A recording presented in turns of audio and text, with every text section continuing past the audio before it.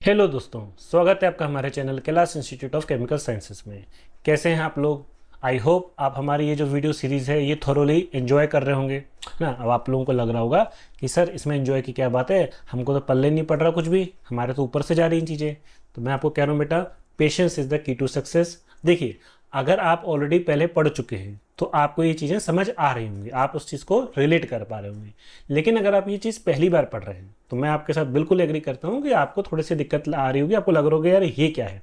But आप, क्योंकि आप आपने अभी अपना प्रिपरेशन स्टार्ट किया है, मैं उन बच्चों की बात कर रहा हूँ जो अभी अभी तैयारी स्टार्ट की है, तो आप एक बार पहले पूरी की पूरी थ्योरी पढ़ लो और साथ ही साथ हमारे ये जो सीरीज़ है ये भी देखते जाओ। तो होगा क्या, अभी जो चीज़ आपको इतनी डरावनी लग रही है, जो चीज़ इतनी आपको लग रहा है कि यार ये कितना डिफिकल्ट है, तो जब आप पूरा की पूरी एक बार थ्योरी पढ़ लोगे, अंडरस्टैंड कर लोगे उस कॉन्सेप्ट को, और फिर जब आप आके इस वीडियो को देखोगे तो आपको लगेगा यार इसमें तो कुछ था ही नहीं, है ना।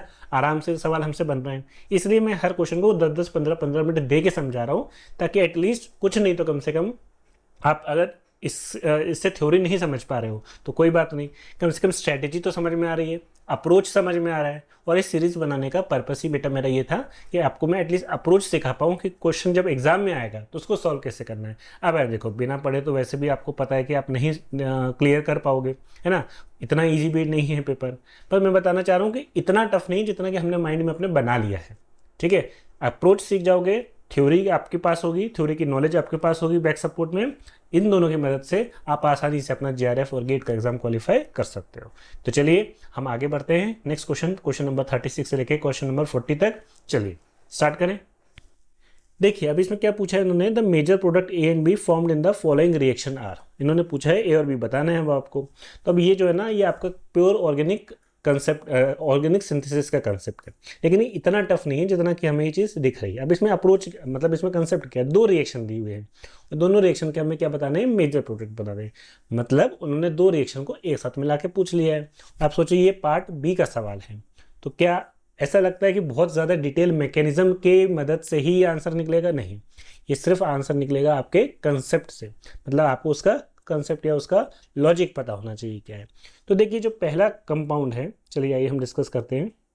जो हमारा पहला कंपाउंड है ये एक ब्रिज बाइसाइक्लिक कंपाउंड है, और ब्रिज बाइसाइक्लिक कंपाउंड जो होता है वो स्टेरिकली डिमांडिंग होता है। स्टेरिकली डिमांडिंग का मतलब क्या होता है, वेरी सेंसिटिव टुवर्ड हिंड्रेंस। ठीक है, तो इस टाइप का सिस्टम जो है ये वाला ब्रिज बाइसाइक्लिक सिस्टम, इसको हम कहते हैं नॉर बोर्नेनोन सिस्टम। क्या कहते हैं?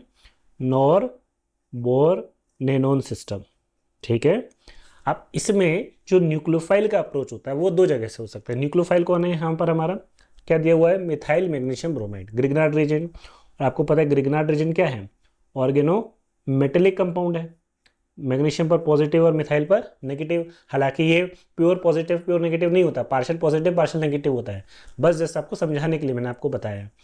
अब ये जो एमी माइनस है ये दो जगह से अप्रोच कर सकता है, या तो ऊपर से, ठीक है, या तो नीचे से। मतलब दो अप्रोच पॉसिबल है, टॉप फेस और बॉटम फेस। अब अप्रोच कहाँ से करेगा, तो जहाँ हिंड्रेंस कम मिलेगा। कहाँ हिंड्रेंस कम मिलेगा, तो ये देखिए ध्यान से, ये जो ब्रिज हेड कार्बन है, जिसे हम इस कार्बन को हम क्या कहते हैं, ब्रिज हेड कार्बन। अब आपको देखना है कि इन दोनों के बीच में कहाँ नंबर ऑफ कार्बन सबसे कम है। क्यों नंबर ऑफ कार्बन कम है, क्योंकि आपको पता है जैसे जैसे नंबर ऑफ कार्बन बढ़ेंगे अल्काइल चेन बढ़ेगी। अल्काइल चेन मतलब जितनी ज़्यादा अल्काइल चेन उतना ज़्यादा हिंड्रेंस। तो आप देख सकते हो इस ब्रिज के और इस ब्रिज के, अगर हम नीचे से स्टार्ट करें तो एक कार्बन दो कार्बन, तो कितने कार्बन आ रहे हैं, ब्रिज टू ब्रिज देखना है, ब्रिज हेड कार्बन से, है ना, उसी से रिलेट करते हैं हम इसमें। तो कितने कार्बन का ब्रिज आ रहा है, ये दो कार्बन का। जबकि अगर हम ऊपर से देखें तो केवल एक ही ये वाला कार्बन ही आ रहा है दोनों ब्रिज के बीच में। तो ये कितने कार्बन ब्रिज हो गया, वन कार्बन ब्रिज। तो आप खुद सोचो अटैक कहाँ से होगा, वन कार्बन ब्रिज से। इसी को हम कहते हैं एक्सो अटैक, और नीचे वाले को हम बोलते हैं एंडो। अच्छा बेटा देखना ध्यान से ना, नाम मिसलीडिंग हो सकता है।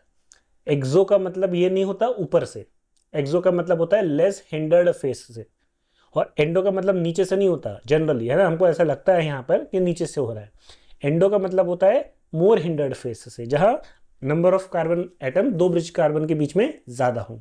तो अटैक कहाँ से होगा, एक्सो से, क्योंकि ये लेस हिंडर्ड है। अब आप सोचो कि अगर यही मैं बस जस्ट बता रहा हूँ, यहाँ पर मैंने अगर दो मिथाइल लगा देता, ये कैम्फर सिस्टम बन जाता है आपका। तो अब ऊपर से अप्रोच क्या होता है, और ज़्यादा हिंडर्ड हो जाता है, 2 मिथाइल आ जाते हैं बिल्कुल सर के ऊपर सीधे 2 मिथाइल, ऊपर से अटैक फिर क्या हो जाता है, हिंडर्ड हो जाता है। मतलब अब एक्सो अटैक क्या होगा, अनफेवरेबल हो जाएगा, फिर एंडो अटैक होगा। समझ में आ रहा है आपको एंडो अटैक एक्सो अटैक का?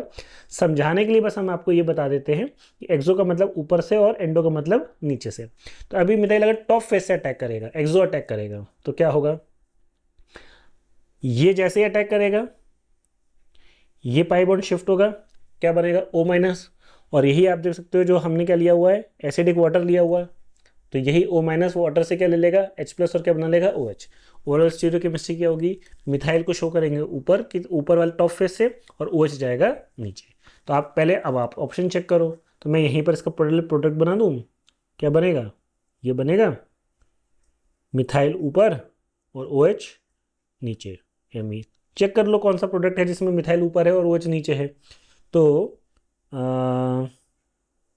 ऑप्शन नंबर 1 यहाँ पे लगता है मिसमैच हो गया है। देखिए एक ऑप्शन इसमें यहाँ पर मिस हो गया। एक्चुअली क्या है कि ये वाला जो था ना, ये वाला ऑप्शन 1 था, ये वाला ऑप्शन 2 था, ये वाला ऑप्शन 3 था, और एक इसमें होगा जिसमें रिवर्स हो जाएगा, ऊपर CH3 होगा, नीचे मिथाइल, और यहाँ पर सिलेक्टिविटी क्या हो जाएगी, चेंज हो जाएगी। और एक ऑप्शन उसमें होगा कि इसका उल्टा, OH नीचे होगा, मिथाइल ऊपर होगा, और ये CH2OH नीचे होगा, H ऊपर होगा। ठीक है, पहले हम देख लेते हैं, हमको तो प्रोडक्ट देखना है। क्या है पहला ऑप्शन में, क्या हमें पता चल रहा है कि मिथाइल ऊपर होगा और OH नीचे होगा, तो फर्स्ट ऑप्शन हो सकता है। अभी हमको दूसरा ऑप्शन भी देखना है। ठीक है, सेकेंड ऑप्शन नहीं हो सकता, OH ऊपर नहीं जाएगा। तीसरा ऑप्शन भी नहीं होगा। चौथा ऑप्शन हो सकता है जिसमें दिया नहीं है, जस्ट शायद प्रिंटिंग मिस्टेक हो गई है, नो इशू, मिथाइल ऊपर है और OH नीचे है। और बी वाला ऑप्शन क्या होगा इसमें, बी वाला ऑप्शन शायद ये था, है ना, CH2OH नीचे और H ऊपर। तो ये ऑप्शन हो सकता है चौथा। तो ये समझ में आ गया, 2 और 3 नहीं होंगे। अब आ जाते हैं हमारे नेक्स्ट क्वेश्चन पे, नेक्स्ट इसमें मतलब नेक्स्ट पार्ट पे। ये क्या है, कौन सा रिएजेंट है, 9BBN, बोरा बाइसाइक्लोनोनिन। तो बेसिकली ये क्या करता है, हाइड्रोबोरेशन, और H2O2 क्या करता है, oxidation. It is a famous HBO reaction, hydroboration oxidation reaction. इसमें होता क्या है, इसमें बेसिकली एक जो अनसिमेट्रिकल एल्कीन है, RCH डबल बॉन्ड CH2, पहले मैं लिख के बता देता हूँ। जब इसका हाइड्रोबोरेशन ऑक्सीडेशन कराते हो, HBO शॉर्ट में, तो ये एंटी मार्कोनिकॉफ सेन एडिशन फॉलो करता है। तो पहले देख लेते हैं मार्कोनिकॉफ रूल क्या होता है। तो मार्कोनिकॉफ रूल ये कहता है कि जो HBO है, हाइड्रोबोरेशन ऑक्सीडेशन, इसमें ओवरऑल होता क्या है, उसमें एक जगह H लगता है और एक जगह OH लगता है। ओवरऑल मैकेनिज्म अभी यहाँ रिक्वायर्ड नहीं है, तो आपको ये देखना है कि कहाँ H लगेगा, कहाँ OH लगेगा। तो मार्कोनिकॉफ एडिशन ये कहता है कि जैसे CH डबल बॉन्ड CH2 है, तो जहाँ नंबर ऑफ हाइड्रोजन्स कम है, मोर सब्स्टिट्यूटेड कार्बन जहाँ है, वहाँ OH लगेगा, और जहाँ लेस सब्स्टिट्यूटेड कार्बन है वहाँ H लगेगा। ये मार्कोनिकॉफ एडिशन है। तो एंटी मार्कोनिकॉफ में क्या होगा, एंटी मार्कोनिकॉफ में उल्टा होगा। एंटी मार्कोनिकॉफ में OH कहाँ लगेगा, जहाँ लेस सब्स्टिट्यूटेड कार्बन है, मतलब जहाँ नंबर ऑफ हाइड्रोजन ज़्यादा है। तो ये हो जाएगा RCH, H यहाँ लग जाएगा, और CH2OH यहाँ लग जाएगा। ये एंटी मार्कोनिकॉफ रूल है, ध्यान रखिएगा। Hydroboration oxidation is anti Markovnikov rule. अभी क्यों, ये मैकेनिज्म से आता है, बट अगेन है ना, वो यहाँ पर हमारे डिस्कशन का पार्ट नहीं है। क्लास में तो हम है ना डिटेल में समझाते ही हैं इस चीज़ को, but for the time being आप ही ध्यान रख लीजिएगा कि hydroboration follows anti Markovnikov addition. चलिए इसको मैं हटा देता हूँ पहले। तो पहले प्रोडक्ट बना लेते हैं, क्या होगा, है ना, ये। अब आप बताओ, ये वाला कार्बन जो है ये मोर सब्स्टिट्यूटेड कार्बन है, ये वाला कार्बन लेस सब्स्टिट्यूटेड कार्बन है, तो OH कहाँ लगेगा, लेस सब्स्टिट्यूटेड कार्बन पे। ठीक है, और व्हाट अबाउट द स्टीरियोकेमिस्ट्री। अब मैंने आपको कहा ये क्या होता है, सिन एडिशन होता है। सिन एडिशन मतलब सेम फेस पे जुड़ता है एल्कीन के। तो ये जो डबल बॉन्ड है ये कहाँ है, नीचे की तरफ। तो CH2OH भी कहाँ जुड़ेगा, CH2OH भी कहाँ जुड़ेगा, नीचे की तरफ। ठीक है, मतलब OH ऊपर जाएगा और CH2OH नीचे जाएगा, इट्स है ना पॉइंटिंग टुवर्ड डाउन। तो ये क्या ऑप्शन हो जाएगा आपका, देखिए ए हो सकता है क्या, फर्स्ट ऑप्शन हो सकता है क्या, नहीं। देखिए फर्स्ट ऑप्शन तो वैसे भी नहीं हो सकता, क्योंकि उन्होंने क्या कर दिया, ए और बी दोनों सेम प्रोडक्ट बनाए। सेकेंड और थर्ड तो हमने ऑलरेडी एलिमिनेट कर दिया था। तो लास्ट ऑप्शन क्या बचता है हमारा, ऑप्शन नंबर 4। ठीक है, अब वो ऑप्शन ही नहीं दिया उन्होंने कि जहां पर वो क्या करे, CH2OH को ऊपर करे और उसको नीचे करे। इस तरीके से देखिए, ये तो समझाने का हो गया, 10 मिनट आपको मैंने पहले ही बताया समझाने में लगे। लेकिन अगर आपको कंसेप्ट पता है कि अच्छा पहले वाले में कंसेप्ट क्या था, एक्सो अटैक या एंडो अटैक, ठीक है, और मेजर प्रोडक्ट कहाँ से मिलेगा, एक्सो से, लेस सब्सटीट्यूटेड कार्बन से, ठीक है। हम कह जरूर रहे हैं टॉप फेस में, बार बार बोल रहा हूँ, लेकिन एक्सो का मतलब होता है जहाँ लेस हिंडर्ड हो, है ना, मोर स्टेबल प्रोडक्ट, बेसिकली उन्हें एक्सो प्रोडक्ट कहते हैं। और दूसरे में कंसेप्ट क्या था, hydroboration oxidation, anti Markovnikov rule follow करेगा, लेस सब्स्टिट्यूटेड कार्बन पे OH लगेगा, सिंपल, है ना, 2 मार्क्स के लिए, है ना। इसमें बहुत ज़्यादा चैलेंजिंग क्वेश्चन ये नहीं था। आगे बढ़े नेक्स्ट, ये एक हेट्रोसाइक्लिक कंपाउंड से है, isoquinoline on sequential reaction with benzoyl chloride and KCN followed by heating with aqueous NaOH, है ना। तो ये अपने आप में क्या है ना, एक नेम रिएक्शन है जिसे हम कहते हैं रिसर्ट रिएक्शन, कॉमन है, आप सर्च करोगे कहीं भी मिल जाएगी। बेसिकली इसका ऑप्शन क्या हो जाएगा आपका, 1 ही रहेगा, है ना, क्योंकि नेम रिएक्शन होती है ना, तो उसके प्रोडक्ट क्या होते हैं हमें पहले से पता होते हैं। तो देखिए मैकेनिज्म इसका मैं आपको समझा देता हूँ, नहीं तो आपको लगेगा कि ये आया कहाँ से, ठीक है। ये एक रिसर्ट रिएक्शन है, होगा क्या, सबसे पहले आइसोक्विनोलिन, ये बेंजीन रिंग, इस टाइप के स्ट्रक्चर को बोलते हैं आइसोक्विनोलिन,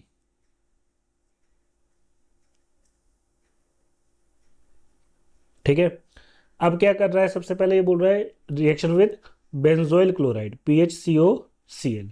तो ये क्या होगा, ये जो नाइट्रोजन का लोन पेयर है ये करेगा न्यूक्लियोफिलिक अटैक, यहाँ से Cl माइनस निकल जाएगा, this is called as nucleophilic addition reaction, SNAE, addition elimination reaction होती है। तो बेंजीन, है ना, उतने अच्छे से नहीं बन रहा पर कोई बात नहीं, PHCO है ना, जुड़ जाएगा इसके साथ। नेक्स्ट स्टेप में क्या होगा, ये जो Cn माइनस है ये करेगा किस पे अटैक, इस पे। अच्छा एक चीज़ ध्यान रखना, इस नाइट्रोजन ने क्योंकि इस अपने लोन पेयर से इस पर अटैक किया था, तो इस नाइट्रोजन पर चार्ज कैसा आएगा, इस नाइट्रोजन पर चार्ज आएगा पॉजिटिव। तो ये Cn माइनस इस पर अटैक करेगा, ये पाई बॉन्ड यहाँ शिफ्ट होगा और नाइट्रोजन का नेगेटिव पॉजिटिव चार्ज क्या हो जाएगा, खत्म। तो अब थोड़ा सा अच्छे से बना लेते हैं इसको, यहीं पे मैं बना रहा हूँ। पहले तो एक आपकी बेंजीन रिंग है,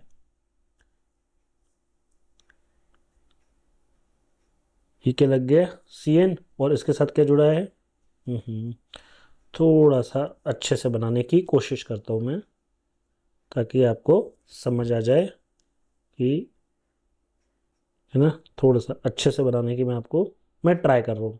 यहाँ पे क्या लगेगा, Cn, पाई बॉन्ड शिफ्ट हुआ था तो डबल बॉन्ड खत्म, नाइट्रोजन पर पॉजिटिव चार्ज खत्म, और इसके साथ क्या जुड़ा हुआ है, COPH, ठीक है। इस कंपाउंड, अच्छा यहाँ एक डबल बॉन्ड भी होगा, थोड़ा ध्यान रखिएगा ना, फ्लो में कभी एक आध चीज़ें मिस हो जाती है।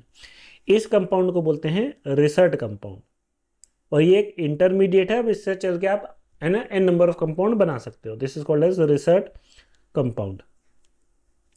बाकी देखिए अगर आपको नेम रिएक्शन नहीं भी पता, देखिए अगर आपको नेम रिएक्शन पता है तो सीधे सीधा आंसर आप इससे निकाल सकते हो, है ना। लेकिन अगर नेम रिएक्शन नहीं पता, उस कंडीशन में फिर आप मैकेनिज्म से जा सकते हो। तो जैसे जैसे आपको डिटर्जेंट दिए हुए हैं वैसे वैसे आप मैकेनिज्म को ट्रेस कर लो।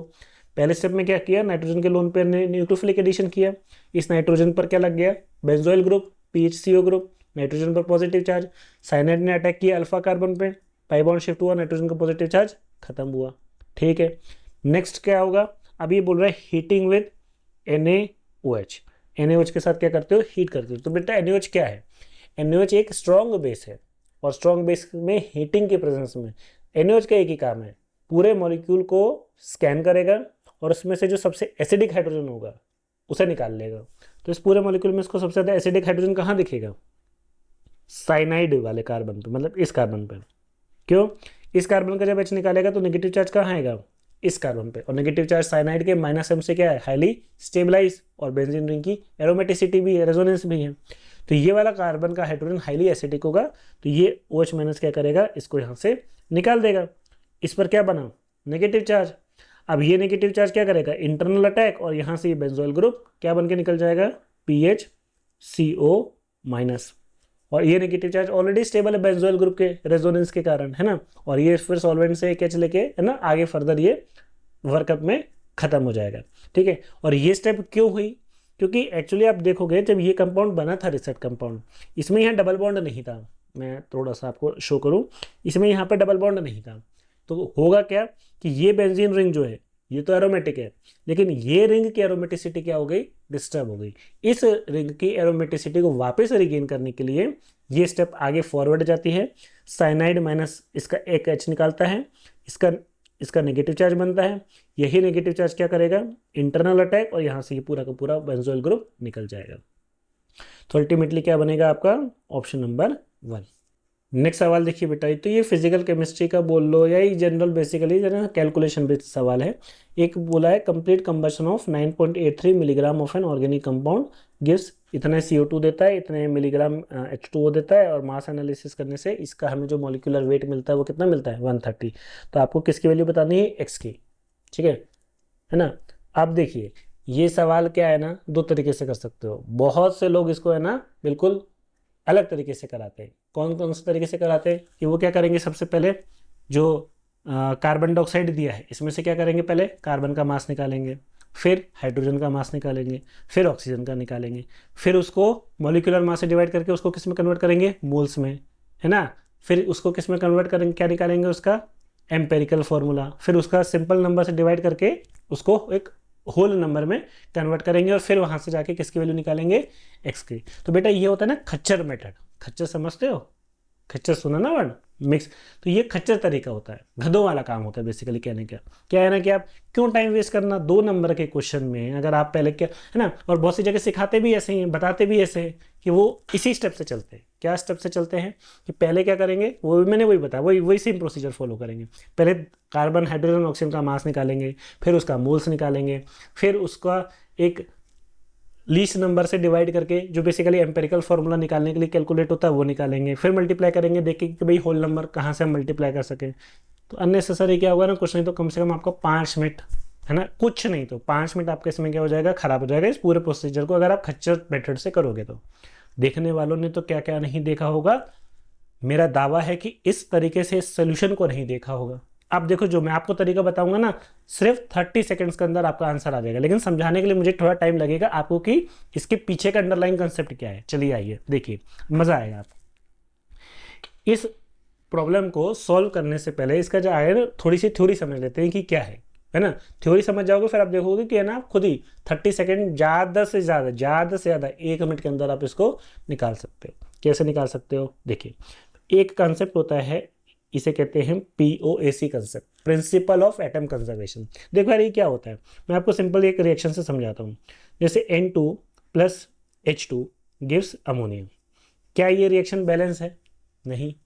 अब मैं अगर आपसे पूछूं कि मैंने अगर N2 के 5 मोल्स लिए तो बताओ कितने मोल्स अमोनिया के बनेंगे, मैंने रिएक्शन बैलेंस नहीं करी, तो क्या आप बता सकते हो, नहीं। आप बोलोगे कि नहीं सर ऐसे नहीं बता सकते, हमें पहले क्या करना पड़ेगा, रिएक्शन बैलेंस करना पड़ेगा पहले, है ना। बैलेंस कैसे करोगे, ये रिएक्शन को बैलेंस कर सकते हो आप शायद, बैलेंस से N2 plus 3H2 gives 2NH3, बहुत सिंपल है ये बैलेंस करना। अब आप मैं बोलूँ कि अगर मैंने N2 के 5 मोल्स लिए तो आपको पता है कि N2 के 1 मोल्स लेंगे तो अमोनिया के कितने बनेंगे, 2। तो अगर मैं N2 के 5 मोल्स लूँ तो अमोनिया के कितने बनेंगे, 10। तो ये तो बता दोगे, लेकिन इसके लिए आपको क्या करना पड़ेगा, रिएक्शन बैलेंस करना पड़ेगा। क्या हो, मैं अगर आपसे कहूं कि एक तरीका ऐसा है कि चाहे कितनी ही लेंदी सवाल क्यों ना, कितनी भी कॉम्प्लेक्स इक्वेशन क्यों ना हो, बिना बैलेंस की आप ये आंसर निकाल सकते हो, बिना बैलेंस की, है ना। वही मैंने कहा ना, ये जो तरीका नहीं तो खच्चर मेथड है ना, कि आपको क्या करना। देखो ये तो ईजी था, पता भी होता है कॉमन रिएक्शन से, लेकिन मान लो एक लंबी चौड़ी रिएक्शन दे दी, कहाँ तक बैलेंस करते फिरोगे उसको, क्यों, कुछ नहीं तो अगर एक कॉम्प्लेक्स इक्वेशन है तो उसको बैलेंस करने में 3-4 मिनट चले जाएंगे आपके, वो तो सिर्फ बैलेंस करा, फिर आगे सॉल्व भी तो करना है। तो क्यों ना हम कोई एक ऐसा तरीका आपको बता दें कि बिना बैलेंस किए आप उसको क्या कर सकते हो, सॉल्व कर सकते हो। और वो तरीका क्या है, प्रिंसिपल ऑफ एटम कंजर्वेशन। उसमें हमें ज़रूरत ही नहीं पड़ेगी इस रिएक्शन को बैलेंस करने की। ये हटा देते हैं पूरा का पूरा, फिर से एक बार ये रिएक्शन लिख देता हूँ बिना बैलेंस किए। N2 plus H2 gives ammonia. Balance करके आपको पता है कि 1 मोल N2 का कितने मोल्स अमोनिया देता है, 2 मोल्स देता है। बट अब देखिए बिना बैलेंस किए से कैसे निकालते हैं, है क्या ये concept principal of atom conservation का।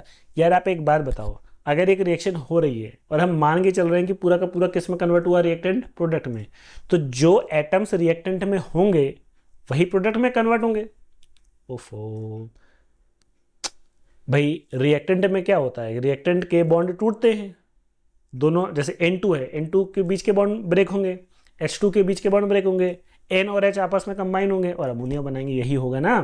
तो इसका मतलब क्या हुआ, इसका मतलब ये हुआ कि जो एटम्स रिएक्टेंट में होंगे वही के वही सारे कन्वर्ट किस में होंगे, प्रोडक्ट में। तो बस हमें दोनों साइड क्या बैलेंस करवा देना है, atom. That is called as principle of atom conservation. अब मुझे ये बताओ, सबसे पहले देखो ध्यान से ये बताना कि मैं अगर आपसे पूछूं कि नाइट्रोजन के एक मॉलिक्यूल में, ध्यान सुनना क्योंकि ये कंसेप्ट इंपॉर्टेंट है, नाइट्रोजन के एक मॉलिक्यूल में नाइट्रोजन के कितने एटम्स हैं, तो क्या बोलोगे भाई, एक मॉलिक्यूल ऑफ नाइट्रोजन में नाइट्रोजन के कितने एटम हैं, दो मॉलिक्यूल्स में कितने होंगे, 4, 3 में कितने होंगे, 6, एक मोल में कितने होंगे, तो बेटा एक मोल में कितने मॉलिक्यूल्स होते हैं, Na, Avogadro number of molecules के बराबर, दैट इज 6.023 इंटू 10 की पावर 23 होते हैं। तो मैं अगर आपसे पूछूं एक मोल ऑफ N2 में कितने एटम्स होंगे नाइट्रोजन के, तो क्या बोलोगे, 2Na। बोलो सही है। वैसे अगर मैं आपसे पूछूं वैसे मैं आपसे पूछूं H2 के बारे में, अमोनिया पे बाद में आते हैं। H2 के एक मॉलिक्यूल में हाइड्रोजन के कितने एटम्स होंगे, एक मॉलिक्यूल ऑफ H2 में हाइड्रोजन के कितने एटम्स होंगे, 2 में 4, 3 में 6, तो एक मोल में कितने होंगे, अगेन इसके भी 2Na। समझ में आ रहा है। अच्छा, अमोनिया के एक मॉलिक्यूल में नाइट्रोजन के कितने एटम्स होंगे, एक।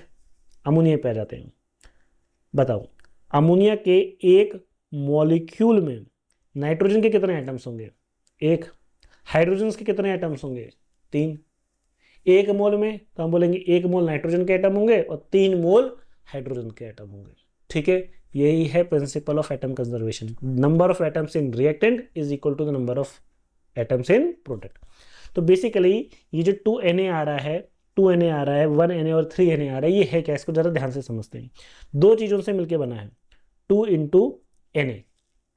ठीक है, ये 2 क्या है, ये 2 इस एटम का इंडेक्स नंबर है, यहां पे 1 और यहां पर 3। और Na क्या है, मोल्स। एक मोल तो 1Na, 2 मोल्स तो 2Na, 3 मोल्स तो 3Na। बोलो ठीक है। तो इसका मतलब आप क्या कहोगे कि इस मॉलिक्यूल में नाइट्रोजन के कितने एटम्स हैं, 2 into moles of N2 taken. अगर मैं 1 मोल N2 लेता हूं तो 2Na एटम्स होंगे, 2 मोल N2 लेता हूं तो 4Na एटम्स होंगे, 3 मोल्स लूंगा तो 6 मोल्स Na एटम्स होंगे। तो बेसिकली हुआ क्या, दो चीजों से मिलकर बना है, एक उसका इंडेक्स नंबर ये बताएगा बेसिकली उसका कोएफिशिएंट, मल्टीप्लाई बाय Na, या मल्टीप्लाई बाय Na क्या है, नंबर ऑफ मोल्स टेकन। एक मोल में 1Na, 2 मोल्स में 2Na, 3 मोल्स में 3Na। समझ में आ गया ये चीज। अब आते हैं इस चीज का कंसेप्ट जो इस सवाल में हमने लगाया है। चलिए पहले मैं आपको बता देता हूँ बिना बैलेंस किए इसे सॉल्व कैसे करते हैं, थोड़ा फटाफट करते हैं। अब हमने बैलेंस नहीं की और मैंने आपसे बोला कि भाई एक बात बताओ कि मैंने N2 के 5 मोल्स लिए, तो बताओ अमोनिया कितना बनेगा। तो ठीक है भाई, बिना बैलेंस किए बताना है। आपको तो पता है वैसे N2 और अमोनिया का मोल रेशियो क्या था, 1:2 का। N2 + 3H2 gives 2 अमोनिया था ना, तो वो चीज़ आपको ध्यान है। मैं बिना बैलेंस के बता रहा हूँ कैसे। तो सबसे पहले क्या करो, आप नाइट्रोजन एटम पर POAC लगाओ। तो आप क्या कहोगे, 2 into moles of N2 reacted या taken is equal to 1 into moles of ammonia formed. क्यों 1 into moles of ammonia formed, ammonia में नाइट्रोजन के कितने मोल्स हैं या कितने एटम्स हैं, उसका coefficient that is 1 multiply by moles formed. Reactant है तो प्रोडक्ट मोल्स टेकन, और प्रोडक्ट होगा तो मोल्स फॉर्म्ड कहलाएगा। यही है ना POAC कंसेप्ट। हाइड्रोजन पे लगाओगे तो क्या होगा, तो हाइड्रोजन पे आप क्या बोलोगे, रिएक्टेंट में 2 into moles of H2 taken is equal to, ammonia में हाइड्रोजन का इंडेक्स नंबर क्या है, 3 इंटू क्या लिखोगे, मोल्स ऑफ अमोनिया फॉर्म्ड। बोलो ठीक है। यही तो अभी आपको बताया था मैंने कि दो चीजों से मिलकर बना है, 2 और Na क्या था, नंबर ऑफ मोल्स टेकन। एक मोल तो 1Na, 2 मोल्स तो 2Na। तो इस अमोनिया में हाइड्रोजन के कितने एटम है, 3। तो एक मॉलिक्यूल में 3 एटम है, तो एक मोल में कितने होंगे, 3Na। तो जितने मोल्स बनेंगे उससे मल्टीप्लाई कर देंगे 3 से। समझ में आया ये। चलिए, अब दो इक्वेशन बन गई। एक इक्वेशन क्या हम अपने आप से लिख सकते हैं क्या? देखो, moles of ammonia formed, moles of ammonia formed क्या है? सेम है, 1 तो लिखो चाहे नहीं लिखो बराबर होता है। And that is equal to कितना? 2 into moles of N2 taken. तो ये इक्वेशन नंबर 1, ये इक्वेशन नंबर 2, ये इक्वेशन नंबर 3। अब आपको लग रहा होगा सर ये तो ज़्यादा कॉम्प्लिकेटेड है, इससे अच्छा तो बैलेंस कर लेते। नहीं बेटा, ये समझाने के लिए, एक बार अगर आपको ये समझ में आ गया ना तो चुटकियों में आंसर निकलता है। ये सब बस समझाने के लिए है ना, समझाने में थोड़ा वक्त ज़्यादा लगता है। ठीक है, चलिए, तो मैं मोल्स ऑफ अमोनिया फॉर्म्ड की जगह क्या लिख सकता हूँ? 2 into moles of N2 taken. तो तीसरे इक्वेशन में अपने मन से ही लिख दूंगा 2 into moles of H2 taken is equal to 3 into 2 into moles of N2 taken. ठीक है, इसको इससे के साथ रिलेट कर। तो अब बताओ कि अगर मैं आपसे बोलूं कि भाई 5 मोल्स N2 लिया है तो बताओ क्या होगा? तो मोल्स ऑफ N2 टेकन की जगह क्या लिख दोगे? 5। तो 2 इंटू 5 कितना हो गया? 10। That is 1 into moles of ammonia formed. Moles of ammonia formed 1 का तो लिखना नहीं लिखना बराबर है, तो इसका मतलब कितने मोल्स अमोनिया के बनेंगे? 10। तो आंसर आएगा। अब मैं आपसे पूछा कि अच्छा बताओ 3 मोल H2 लिया होता तो बताओ अमोनिया कितना बनता? तो 2 into moles of H2 taken. तो H2 टेकन के मोल्स कितने थे? 3 मोल्स बोले ना, तो 2 इंटू 3 कितने हो जाते? 6। आप चाहो तो बैलेंस कर लो, 3 से 2 बनते हैं, तो 3 मोल्स लेते हैं तो 2 बनते हैं, तो आंसर आपका आ गया डायरेक्ट। तो आप क्या करोगे? ओरिजिनल बैलेंस जो इक्वेशन की थी उससे क्या बोलोगे? 3 मोल्स ऑफ H2 होता है तो कितने मोल्स बनते हैं? 2 मोल्स अमोनिया के, बैलेंस करने से आया था, तो 3 मोल ही लिए हमने, तो इसका मतलब 2 ही मोल्स बनेंगे। यहाँ देख लेते हैं, मोल्स ऑफ H2 टेकन की जगह क्या देख सकते हैं हम? 3। और यहाँ पे क्या बनेगा? 3 into moles of ammonia formed. तो 3 से 3 क्या आ जाएगा? कैंसिल। तो आंसर कितना बचेगा? 2। ठीक है, अब समझ में आया इसकी यूटिलिटी क्या है। अब हम इसको अप्लाई करेंगे इस सवाल पे और देखिए कितने शानदार तरीके से 1 मिनट के अंदर अब आपका आंसर आ जाएगा। क्यों? अब आप इसका पूरा कंसेप्ट जो है वो समझ चुके हो। ठीक है, जस्ट वेट एंड वॉच। ठीक है, कंप्लीट कंबशन दिया हुआ है और ऑर्गेनिक कंपाउंड का, तो इसमें बस आपको ये पता होना चाहिए कोई भी हाइड्रोकार्बन हो, कोई भी एक ऑर्गेनिक कंपाउंड हो, जब उसका कंप्लीट कंबशन करा देते हैं तो फाइनल आंसर में केवल कार्बन डाइऑक्साइड और वाटर मिलता है। कोई भी ऑर्गेनिक कंपाउंड लो, उसका जब कंप्लीट कंबशन होगा तो कार्बन डाइऑक्साइड और वाटर मिलेगा। तो ठीक है, हमको क्या हुआ? दिया हुआ है C6 दिया, HY और OZ। अब हमें ना X बताया, ना Y बताया, ना Z बताया, और बोला कि जब ये होता है कंबशन तो कितना मिलता है? क्या मिलता है? CO2 मिलता है और वाटर मिलता है। अब देखो, क्या इसे हमें बैलेंस करने की ज़रूरत है? नहीं, नॉर्मल तरीके से तो हाँ, लेकिन अब इसको बैलेंस कैसे करते हैं? क्योंकि आपको X और Y तो पता ही नहीं है, तो फिर इसके लिए क्या करना पड़ता है? पहले जो प्रोडक्ट बना उससे कार्बन का मास निकालना पड़ता है, मास से मोल निकालना पड़ता है, मोल से डिवाइड करके उस जो कॉमन रेशियो है उससे डिवाइड करना पड़ता है, फिर होल नंबर। बहुत खच्चर वाला तरीका, और मैंने कहा ना बहुत से लोग करवाते ही ऐसा तरीके। अब मैं आपको देखो बिना बैलेंस, अब क्योंकि पीओसी में होता क्या है, बैलेंस करने की जरूरत है नहीं, बिना बैलेंस किए मैं आपको इस इक्वेशन को सॉल्व करके बताता हूँ। देखिए क्या होगा। Apply POAC on carbon. क्या हाइड्रोजन और ऑक्सीजन को जरूरत है पीओसी लगाने की? नहीं, क्योंकि पूछा किसकी वैल्यू है? X की, और X किस में आ रहा है? केवल कार्बन भी तो आ रहा है, तो कार्बन के तो एटम चाहिए, तो जितना कार्बन के एटम रिएक्टेंट में होंगे वही कार्बन के एटम प्रोडक्ट में भी बने होंगे, बाकी हाइड्रोजन और ऑक्सीजन से हमें क्या लेना देना। तो हम पहले एक इक्वेशन लिख लिया जो C6HYOZ है। अब लगाओ बेटा POAC ऑन कार्बन। कैसे लगाओगे? मैंने आपको क्या बताया था तरीका? X into moles of C6HYOZ taken. अब आपका जो ओरिजिनल कंपाउंड आपने लिया है उसमें कार्बन के कितने एटम्स होंगे? X इंटू मोल्स ऑफ, जितना मोल्स आपने लिया है, इज इक्वल टू प्रोडक्ट में क्या है कार्बन के, इंडेक्स कितना है कार्बन का? 1 into moles of carbon dioxide formed. अब Y और Z लिखने की जरूरत नहीं है क्योंकि पूछा ही नहीं, केवल X ही तो पूछा है। अब कैसे निकालेंगे? X की वैल्यू निकालना है, बस कितनी है? Moles of C6HYOZ। कैसे निकालोगे बेटा? तो मोल्स का फॉर्मूला होता है मास अपॉन मोलर मास, है ना, मास टेकन अपॉन मोलर मास। इससे हम क्या निकाल सकते हैं? मोल्स। तो इस कंपाउंड का मास कितना दिया हुआ है? देखिए 9.83 मिलीग्राम। ठीक है, यूनिट का खास ध्यान रखिएगा। और मोलर मास उसने मास स्पेक्ट्रा से ऑलरेडी दे के रखा है कितना? 130 ग्राम। तो इसको भी आपको किस में कन्वर्ट करना पड़ेगा, मिलीग्राम में, या मिलीग्राम को किस में कन्वर्ट करना पड़ेगा, ग्राम में। तो 9.83 इंटू 10⁻³ 1 ग्राम में कितने मिलीग्राम होते हैं, 1000। तो 1 मिलीग्राम में 10⁻³ ग्राम होंगे, डिवाइड बाई 130 ग्राम। ग्राम से ग्राम कट गया, इसको सॉल्व करोगे तो मास कितना आ रहा है, ये आंसर आएगा आपका 0.0756 इंटू 10⁻³ क्या, ग्राम। ठीक है, ठीक है बेटा, ये किसका मास आ गया, ये आ गया कंपाउंड का। तो आप क्या लिखोगे, x इंटू मास लिख लो बेटा, 0.0756। अब क्योंकि वर्चुअल कैलकुलेटर अलाउड है तो थोड़ा सा स्पेसिफिक आंसर की जरूरत हमें पड़ेगी। 10⁻³ gram, and that is equal to 1 into moles of carbon dioxide form. 1 तो 1 ही है, कोई मतलब नहीं, बस मुझे क्या पता करना है, moles of carbon dioxide form. Mole कैसे पता करेंगे, mass of carbon dioxide upon molar mass of carbon dioxide.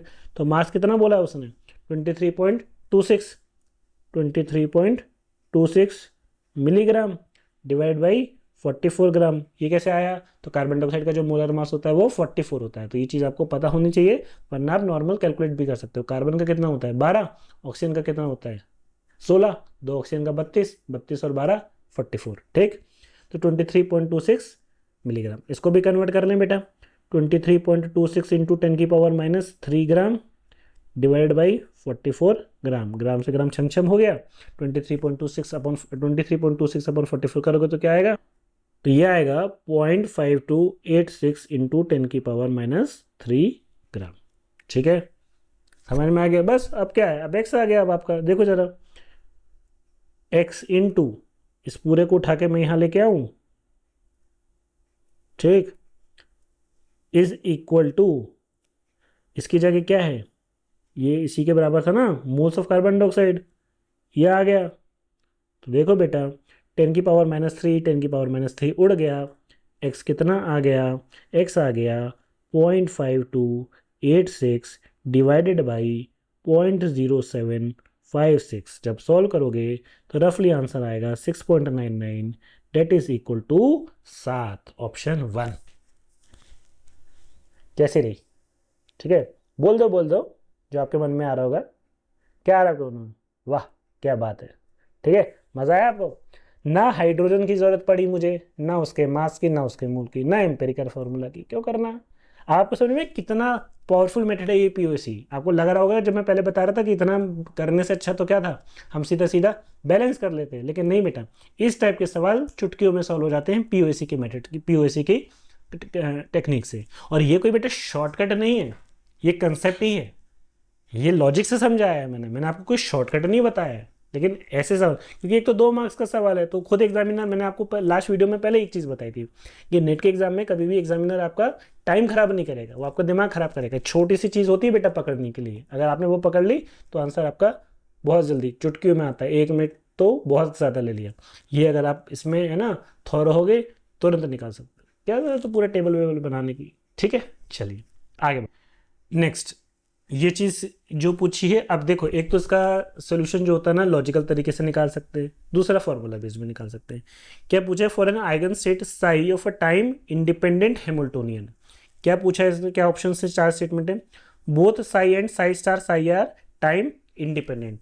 तो पहले तो ये समझना पड़ेगा कि साई इंटू साई स्टार का मतलब क्या होता है, अ wave function multiply by it's complex conjugate. तो बेसिकली ये हमें क्या दे देता है, probability of finding the electron.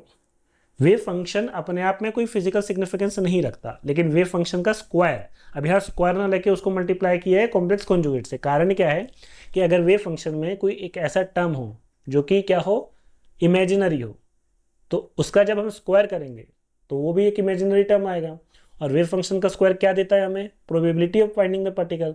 तो भाई किसी भी पार्टिकल की जो प्रोबेबिलिटी होती है वो इमेजिनरी तो हो नहीं सकती, वो तो क्या होती है, रियल होती है। तो इसलिए इंश्योर करने के लिए कि हमारा जो वेव फंक्शन की प्रोबेबिलिटी है वो रियल आए, इसलिए हम क्या करते हैं, उसको कॉम्प्लेक्स कॉन्जुगेट से मल्टीप्लाई करते हैं। देखिए मान लीजिए मेरे पास एक कॉम्प्लेक्स नंबर है z equal to a plus I b, जहाँ a और b रियल नंबर है, i इमेजिनरी नंबर है। आप सोचो कि अगर मैं सिंपली z स्क्वायर करता तो ए प्लस बी का होल स्क्वायर होता, तो कहीं ना कहीं एक आई का टर्म आता, क्या आता बोलो, A square plus B square, where I क्या होता है, आई एक इमेजिनरी नंबर है जिसकी वैल्यू होती है √(-1). तो ये हो जाता है ए स्क्वायर प्लस आई स्क्वायर बी स्क्वायर, तो आई स्क्वायर क्या होता -1, तो चलो वो तो ठीक है, B square -1 plus 2ab 2 into I B. तो देखो बेटा इस सोल्यूशन में आपका क्या आ रहा है कि इमेजिनरी नंबर आ रहा है। तो अब हम क्या करते हैं, इस चीज को टैकल करने के लिए मल्टीप्लाई कर देते हैं इसके कॉम्प्लेक्स कॉन्जुगेट से। कैसे निकालते हैं कॉम्प्लेक्स कॉन्जुगेट, तो अगर z एक कॉम्प्लेक्स नंबर है जिसका general form a plus I B है, where a and b are the real number and i is a imaginary number, तो इसका जो कॉम्प्लेक्स कॉन्जुगेट होगा उसमें बस हम क्या करेंगे, साइन चेंज कर देंगे, प्लस की जगह क्या लगा देंगे, माइनस। अब instead of squaring we multiply by its complex conjugate, तो ये हो जाएगा a plus I b into a minus i b. अब आप इसको सॉल्व करो तो आप देखोगे जब इसको सॉल्व करोगे तो आपका आई वाला टर्म डिसअपियर हो जाएगा। You can do it by yourself, है ना, अभी ये करने की जरूरत नहीं, you can do by yourself and verify. ठीक है, तो basically Sai into Sai star एक जनरली क्या है, स्क्वायर करना ही कहलाता है, but with the complex conjugate. तो ये हमें क्या दे देता है, probability of finding the particle. तो मैंने जैसे शुरुआत में कहा था इस सवाल के कि क्या है, इसको करने के दो तरीके, एक लॉजिकल, बिल्कुल लॉजिकल सवाल। तो तुम मुझे खुद बताओ कि क्या किसी पार्टिकल के मिलने की प्रोबेबिलिटी टाइम डिपेंडेंट होगी। टाइम डिपेंडेंट मतलब अगर ये पेन यहाँ पर रखा हुआ है ऐसे at time t equal to 0 पे, तो what is the probability, let's say कुछ एक प्रोबेबिलिटी होगी। अगर ये पार्टिकल हम कह रहे हैं मूव नहीं किया, इसकी पोजीशन चेंज नहीं हुई, पोजीशन चेंज हो गई तो फिर प्रोबेबिलिटी बदल जाएगी, क्योंकि प्रोबेबिलिटी डिस्टेंस या पोजीशन पे डिपेंड करती है। लेकिन मान लो इसकी पोजीशन सेम है, तो अब बताओ आधे घंटे बाद इसकी प्रोबेबिलिटी क्या होगी, वही जो आधे घंटे पहले थी। 2 दिन बाद क्या होगी, वही। हाँ, जब तक पोजीशन चेंज नहीं होगी तब तक आपका प्रोबेबिलिटी चेंज नहीं होगी। तो प्रोबेबिलिटी किस पे डिपेंड नहीं करती, टाइम पे, वो किस पे डिपेंड करती है, पोजीशन पे डिपेंड करती है। तो यहाँ से तो सीधे सीधे मैं ये कह सकता हूँ कि जो साई स्टार साई है, प्रोबेबिलिटी पार्ट जो है वो टाइम इंडिपेंडेंट होगा। ठीक है, तो psi star are time independent. तो जो टाइम डिपेंडेंट वाला ऑप्शन है उसको तो आप क्या कर सकते हो, कैंसिल आउट कर सकते हो। 3 और 4 क्या हो गए, कैंसिल हो गए। अब बचा ऑप्शन क्या, 1 एंड 2। तो इसमें क्या बोल रहा है, बोथ आर टाइम इंडिपेंडेंट और साई इज टाइम डिपेंडेंट है, but Sai star Sai is time independent. तो वेव फंक्शन तो टाइम डिपेंडेंट होता है। क्यों, वेव फंक्शन का जो जनरल एक्सप्रेशन होता है वो क्या होता है, दो चीज़ों से मिलकर बनता है, sigh of x into sigh of T. ठीक है, अब साई ऑफ एक्स आप लोगों ने वेव इक्वेशन का एक जनरल फॉर्म पढ़ा ही होगा, है ना। टाइम डिपेंडेंट पार्ट क्या है, ये होता है e की पावर माइनस आई E T upon H cross. ठीक है, ये एक एक्सपोनेंशियल पार्ट है जो एक टाइम डिपेंडेंट बिहेवियर बताता है, टाइम डिपेंडेंट बिहेवियर बताता है। तो wave function is a wave function psi या the eigen state psi is depending on the two variables, one is x one is time. तो बेसिकली हम क्या करते हैं, इसको सेपरेट कर लेते हैं, one function which depend only on x and the one which depends only on t. ठीक है, तो psi which depends only on x and t which depends only on T time.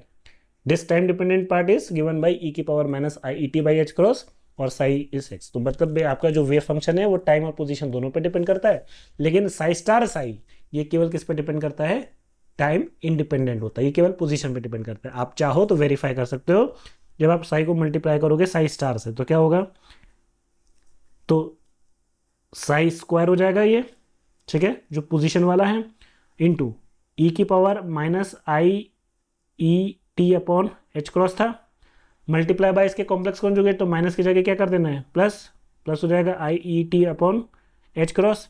तो बेटा जब बेस सेम होती है तो power क्या हो जाएंगी, ऐड, तो इन दोनों को ऐड करोगे तो प्लस माइनस क्या हो जाएगा, 0 एंड ई की पावर 0 इज 1। तो आप देखोगे कि केवल क्या बचेगा, साई स्क्वायर एक्स बचेगा।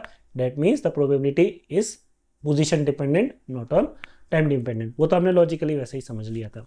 तो अब बेटा इसका सही जवाब क्या हो जाएगा, ऑप्शन नंबर 2, साई जो है वो टाइम डिपेंडेंट है लेकिन साई स्टार साई वो टाइम इंडिपेंडेंट है। ठीक है, चलिए नेक्स्ट आ जाते हैं। नेक्स्ट आ जाते हैं isopentyl pyrophosphate form through the mevalonate pathway using acetyl coenzyme है। तो बेटा ये आपके नेचुरल प्रोडक्ट से सवाल पूछा गया है। तो अब ये तो आपको मैकेनिज्म से ही समझना पड़ेगा, अगर आपने इसका मैकेनिज्म पढ़ा होगा तभी कर पाओगे, क्योंकि लेबलिंग है ना, आइसोटोपिक लेबलिंग का केस है, तो आपको यहाँ पर बहुत ध्यान से करना पड़ेगा। चलिए, तो अब मैंने कहा ना, अब इसका कोई और तरीका नहीं है ना कि आप सोचो कि रट्टा मार के आ जाते हैं और हम इसका पता लगा लेते, नहीं बेटा, ये तो मैकेनिज्म से ही आएगा। चलिए ठीक है, देख लेते हैं क्या मैकेनिज्म है। तो आइसोपेंटाइल पायरोफॉस्फेट क्या होता है बेसिकली, ये जो आइसोपेंटाइल ग्रुप होता है ना, ये प्रीकर्सर है किसका, आपका टर्पीन्स का। टर्पीन्स जो होते हैं वो बेसिकली आपका एक क्या है, पॉलीमर है, नेचुरल प्रोडक्ट्स है, जिसकी मोनोमेरिक यूनिट क्या है, आइसोपेंटाइल। ठीक है, चलिए अब ये बनता कैसे है, तो ये जो बनता है ना, ये मेवोलोनेट पाथवे से बनता है। क्या है मेवोलोनेट, तो मेवोलोनिक एसिड का एस्टर मेवोलोनेट कहलाएगा। ये बनता कैसे, चलो आइए देख लेते हैं। और इसमें क्या पूछा है, हम यहाँ पर किसका इस्तेमाल कर रहे हैं, एसिटाइल कोएंजाइम ए का। ठीक है, what is this coenzyme A, तो बेसिकली जो एसिटाइल ग्रुप होता है, तो एसिटाइल ग्रुप किसको बोलते हैं, CH3CO ग्रुप को, इतने पार्ट को बोलते हैं एसिटाइल ग्रुप। इसके साथ हम अगर एक कोएंजाइम लगा दें SCOA, this is called acetyl coenzyme A. Basically this is a thioester group है, कंटेनिंग कार्बन 14 कार्बोनिल कार्बन। यहाँ पर हम क्या कर रहे हैं, इस कार्बोनिल कार्बन को क्या कर रहे हैं, लेबल्ड कर रहे हैं। नॉर्मल कार्बन 12 नहीं है, कार्बन 14 से आइसोटोपिक लेबलिंग कर रहे हैं। तो हमें पता करना है फाइनल प्रोडक्ट जो मिलके आएगा वहाँ पे ये स्टार या ये लेबल्ड कार्बन किस कार्बन पे होगा। तो इसको ट्रेस करने के लिए तो बेटा आपको पता ही है, मैकेनिज्म ही होगा। तो चलिए आइए देख लेते हैं मैकेनिज्म क्या है। तो पहले स्टेप में क्या होता है कि जो पहला मॉलिक्यूल है एसिटाइल कोएंजाइम ए का, अब ध्यान रखिएगा स्टार यहाँ पर कहाँ बना रहे हैं, इस कार्बन पर, इसको लेबल करना है कार्बोनिल कार्बन को। तो जो पहला मॉलिक्यूल है इसका, तो बेसिकली एक थायोएस्टर है। तो फर्स्ट स्टेप में क्या होता है, first step is similar to that of your Claisen condensation. Claisen condensation तो पढ़ा होगा, दो एस्टर मॉलिक्यूल का सेल्फ कंडेंसेशन होता है, एक इलेक्ट्रोफाइल की तरह बिहेव करता है और दूसरा न्यूक्लियोफाइल की तरह बिहेव करता है। तो हम क्या करते हैं बेसिकली, हम दो मॉलिक्यूल्स लेंगे, एक एस्टर का मॉलिक्यूल लेंगे जो इलेक्ट्रोफाइल की तरह काम करेगा, और इसी का क्या लेंगे हम, कार्बन आयन। इस CH3 का अगर हम एक रिएक्शन बेस से करा देते हैं तो क्या बन जाता है, ये कार्बन आयन। तो जो दूसरा मॉलिक्यूल है कोएंजाइम ए का SCOA, ये बिहेव करता है न्यूक्लियोफाइल की तरह, ये अटैक करेगा किस पे, इस कार्बन पे, और यहाँ से क्या निकल जाएगा, SCOA। आपने क्लेजन कंडेंसेशन का मैकेनिज्म अगर समझा होगा तो आप रिलेट कर पा रहे हैं, नहीं तो आप एक बार क्लेजन कंडेंसेशन का मैकेनिज्म देख लीजिए होता क्या है। बीटा कीटो एस्टर उसका फाइनल प्रोडक्ट बनता है। ठीक है, तो क्या होगा, तो first step is analogous to your Claisen condensation COOSCOA। ठीक है, स्टार का बिल्कुल ध्यान रखिएगा, ये स्टार इस कार्बोनिल पे थे। ठीक है, अब क्या होता है, नेक्स्ट तीसरा मॉलिक्यूल आता है एसिटाइल कोएंजाइम ए का कार्बन आयन फॉर्म में, न्यूक्लियोफाइल ले रहे हैं, न्यूक्लियोफिलिक पार्ट ले रहे हैं। बट होता क्या है, यहाँ पे जो SCO है इसको हम क्या कर देते हैं, रिप्लेस कर देते हैं बाई एक एंजाइम ग्रुप। एक एंजाइम होता है जो बेसिकली SCOA कोएंजाइम ए को एंजाइम पार्ट में क्या कर देगा, कन्वर्ट कर देगा।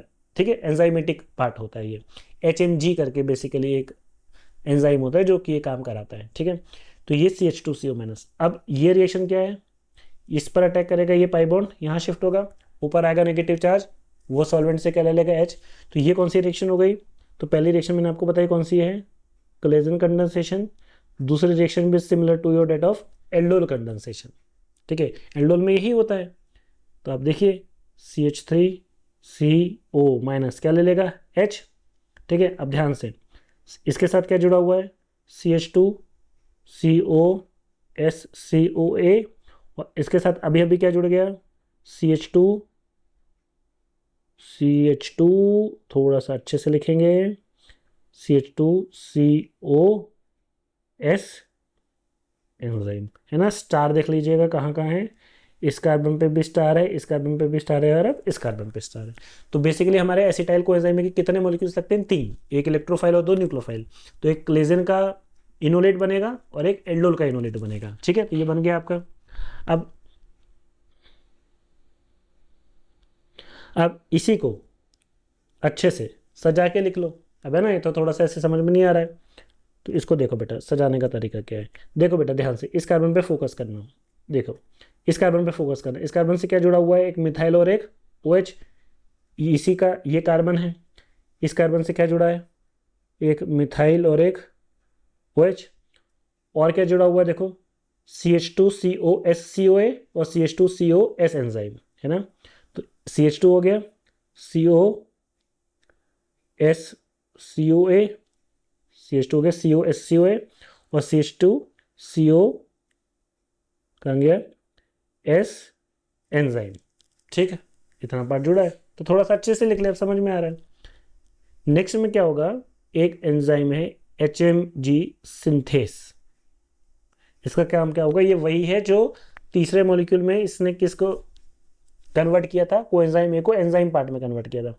That is same enzyme HMG synthase. तो इसका काम क्या होगा, ये इसका हाइड्रोलिसिस करवा देगा, केवल कौन से पार्ट का हाइड्रोलिसिस करा देगा, कौन से पार्ट का, केवल एंजाइम पार्ट का। तो बेसिकली होगा क्या, यहाँ अगर इसका हाइड्रोलिसिस होगा OH- इस पर अटैक होगा, यहाँ से ये निकल जाएगा। तो अल्टीमेटली क्या बनेगा, अल्टीमेटली बनेगा OH मिथाइल COOH और क्या हो गया COSCOA यहाँ पर है। ठीक है, नेक्स्ट क्या होगा, अब ये ना मैंने कहा ये मैकेनिज्म है। स्टार देख लेना बेटा, स्टार कहाँ कहाँ है, तो इस कार्बन पर है, इस कार्बन पर है और इस कार्बन पर है। नेक्स्ट क्या होगा, नेक्स्ट यहाँ पर NADPH2 या NADPH है ना, कोई भी वर्जन ले सकते हो, हम NADPH ले लेते हैं। NADPH ये क्या करेगा, सोर्स ऑफ हाइड्राइड डोनर है, NADP+ में कन्वर्ट होगा। इसको बिल्कुल आप इक्विवेलेंट मान सकते हो लिथियम एल्यूमिनियम हाइड्राइड के जैसे, बिल्कुल सेम वही काम करता है। क्या करता है, रिडक्शन कराता है, हाइड्राइड डोनर है। और बेसिकली ये क्या है, एस्टर है। और लिथियम एल्यूमिनियम हाइड्राइड आपको पता है क्या है, स्ट्रॉन्ग रिड्यूसिंग एजेंट है। तो एस्टर का अगर हम रिएक्शन कराते लिथियम एल्यूमिनियम हाइड्राइड से, फाइनल आंसर क्या मिलता, प्राइमरी एल्कोहल। तो यहाँ पर भी वही है,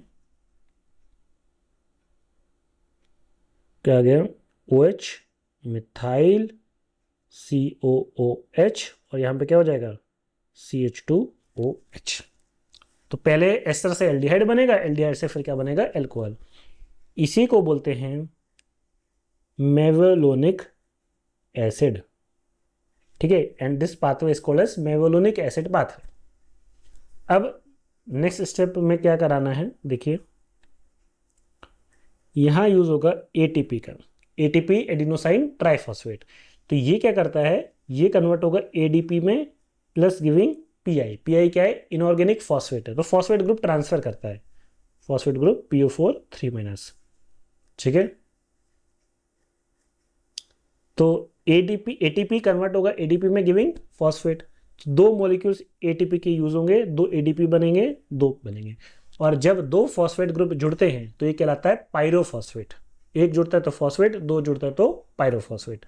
ठीक है, चलिए तो अल्टीमेटली क्या होगा, ये यहाँ हुआ, ये OH मिथाइल चली जा रहा था, स्टार आप देख लीजिएगा बेटा कहाँ है, अभी भी स्टार जहाँ था वहाँ का वही है, वो चेंज नहीं हुआ। और ये CH2OH किस में कन्वर्ट हो जाएगा, CH2O PP में। PP मतलब पायरोफॉस्फेट, ऑक्सीजन के साथ दो फॉस्फेट ग्रुप जुड़ जाएंगे। ठीक है, समझ में आया यहाँ तक। अब नेक्स्ट क्या है, अब हीट कर सकते हैं आप इसको। Basically next step is very important, जो है डीकार्बोक्सिलेशन। ये भी एक एंजाइम ही कराता है बेसिकली, है ना। तो डीकार्बोक्सिलेशन स्टेप में क्या होगा, यहाँ से ये कार्बन डाइऑक्साइड CO2 बन के क्या हो जाएगी, निकल जाएगी। ये वाला बॉन्ड कहाँ शिफ्ट हो जाएगा, यहाँ पे। तो इस कार्बन पे कैसे चार्ज आ जाएगा, नेगेटिव। अच्छा, इस कार्बन पे नेगेटिव चार्ज और बगल वाले कार्बन पे OH, ये मारेगा सीधा इंटरनल अटैक और यहाँ से OH निकल जाएगा। इवन CB एलिमिनेशन पूरा है ना, जो ऑर्गेनिक में मैकेनिज्म पढ़ी है वही लगता है। OH एक पुअर लिविंग ग्रुप है, तो नॉर्मल किसी एक्सटर्नल न्यूक्लियोफाइल के अटैक से नहीं निकलेगा, ये कैसे निकलेगा, इंटरनल अटैक से। तो ये मारेगा इंटरनल अटैक, OH निकल जाएगा, इवन CB मैकेनिज्म। तो हुआ क्या, क्या बन गया, इन दोनों के बीच में क्या बन जाएगा, डबल बॉन्ड। OH चला गया तो क्या बचेगा, केवल मिथाइल CH2, ये CH2, ये भी CH2, एक और CH2 और OPP। और आप देख लो बेटा स्टार कहाँ कहाँ है। तो ये जो कार्बन डाइऑक्साइड था इसका स्टार चला गया, इस मिथाइल वाले कार्बन पे इस पे स्टार रहेगा, और CH2 ये वाला जो कार्बन था इस पे स्टार रहेगा। ठीक है, अब आप बेटा इसको क्या करो, मैच कर लो। ठीक है, मैच कर लो बेटा। कौन सा ऑप्शन से ये मैच कर रहा है? पहले ऑप्शन से मैच कर रहा है क्या? देख लीजिए, पहले ऑप्शन से मैच कर रहा है क्या? नहीं, पहले ऑप्शन से मैच नहीं कर रहा है, क्योंकि पहले ऑप्शन में क्या है, पहले ऑप्शन पे इस मिथाइल पे स्टार बना है। मिथाइल पे स्टार तो ओरिजिनली कहीं से था ही नहीं, तो पहला ऑप्शन दूसरा ऑप्शन हो नहीं सकता। तीसरा ऑप्शन से बिल्कुल ये मैच कर रहा है, तो ये तीसरा ही ऑप्शन होगा। हाँ, ये दोनों बिल्कुल पास पास नहीं है, एक कार्बन छोड़ के है, तो ये नहीं हो सकता। ये है ना option number 3। Only thing you need the mechanism, बिना मैकेनिज्म के ये तो नहीं होने वाला था। ठीक है, तो ये जरूर इसमें टाइम लगता है। तो मैं कह रहा हूँ ना, तो पहले ऐसे सवाल है ना, ये तो मैं आपको सॉल्व करके बता रहा हूँ हर एक क्वेश्चन को। एग्जाम में आपको हर एक क्वेश्चन ऐसे सॉल्व नहीं करना है, उन क्वेश्चन पे पहले फोकस करना है जो आसानी से 1 मिनट 2 मिनट के अंदर सॉल्व हो सकते हैं, फिर आना है इन सवालों पे। ठीक है, बट मैंने तो आपको सोल्यूशंस बताया ओवरऑल कैसे होगा। ठीक है, आई होप ये 5 क्वेश्चंस आप लोगों ने समझे होंगे, आपने इंजॉय किया होगा, थोरली समझ में आया होगा। कोई भी डाउट हो, कोई भी आपकी क्वेरी हो, do let me know in the comment section, I will be happy to reply. ठीक है, मिलते हैं अगले वीडियो में। Thank you for watching.